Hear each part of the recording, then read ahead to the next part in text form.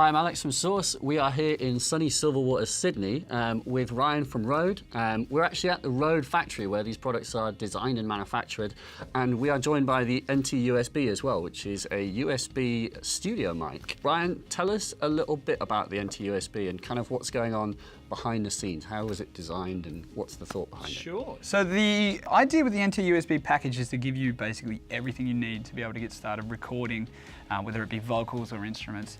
It comes with a pop shield, it comes with the tripod mount, and you can also unscrew that and pop it on a mic stand if you end up wanting to stand up and sing. It also comes with a long 6-meter USB cable. The idea there is that you can actually mount it up on a mic stand and get all the way to your computer without having to have everything too close. You can use it with an iPad.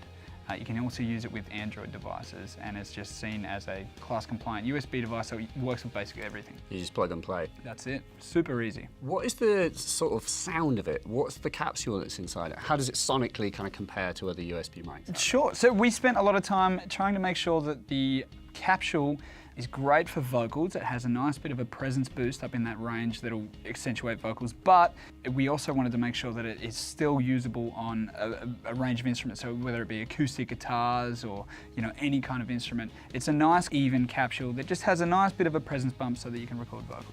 What are the little controls around the side? What do we use these for? Yeah, so you've got a couple of controls. First of all, you've got your mix control. Now what that lets you do is listen directly to the signal coming from the NT-USB. And the benefit there is that if you are running into some software, you can actually make sure that you're hearing the signal directly without any kind of latency.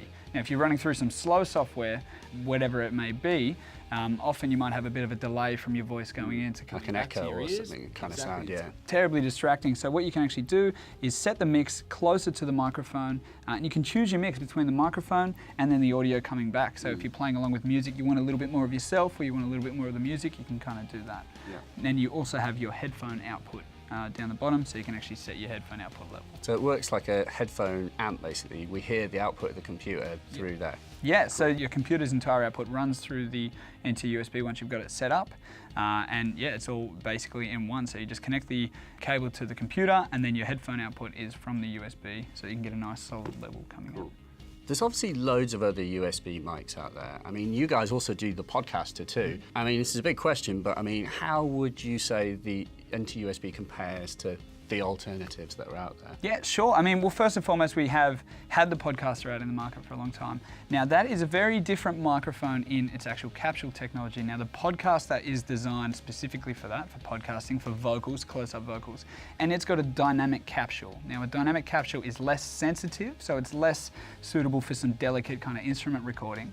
But it also means that it's great for really close-up vocals for that big radio kind of tone. radio sound. Exactly right. So with the NT-USB, we wanted to make something that was a little bit more broad so that you can use it for your vocals, you can use it for singing, you can use it for instruments and everything. Yeah. And then when you're looking at other microphones in the market, the features of the microphone, everything that it comes with, I mean, you're getting the tripod, you're getting the stand, you're getting the pop shield, and then it's just the tone of the microphone. Yeah. We've actually spent a lot of time, I mean, we know it's in the market, it's been there for a long time, and we spent a lot of time really tweaking it just so that it sounds perfect. Yeah, I remember trying it, and it has this kind of very flattering sound. It's got, even if you're quite far away, you almost still feel like there's a little proximity effect going on. It's got this kind of awesome sound. Yeah, it's got a big tone, and that's just to make it, so that you can, it's easy to use, the NT-USB. You can set it up and start recording, and you're going to get good results straight away. So if folks have got themselves an NT-USB, are there any tips that you can give them? How do they get the best results from it? What can they do?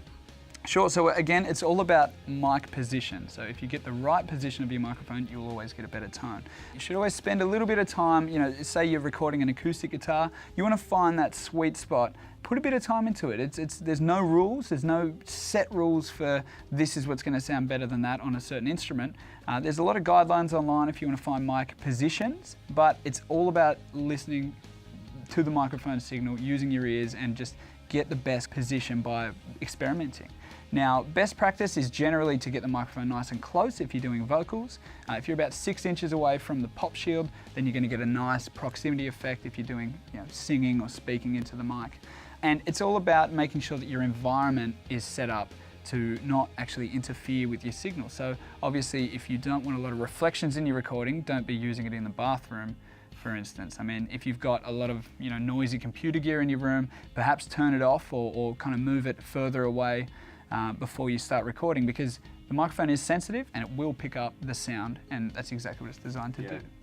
Can folks use sort of drapes and things? I mean, it's a cardioid pickup pattern, it's not figure of 8 or anything? So. No, so yeah, it is cardioid, and what that means is that it's going to pick up from directly in front of the microphone, and it is going to reject sound from the rear. So if you do have a noise source in the room, you can actually place the microphone in a position where the noise source is directly behind the microphone, and it's going to drastically attenuate the sound. I mean, you can use a whole bunch of things in your room that you have already in your house to improve the acoustics of an environment. I mean, you can hang a doona in the corner of the room and place the microphone closer to there to get some better sound. Again, tons of tips online, especially if you go to RØDE.com and check it out. We've got a lot of little tips and tricks to help you get better audio. Wicked. Thanks, Ryan. Cheers. Great. Thank you.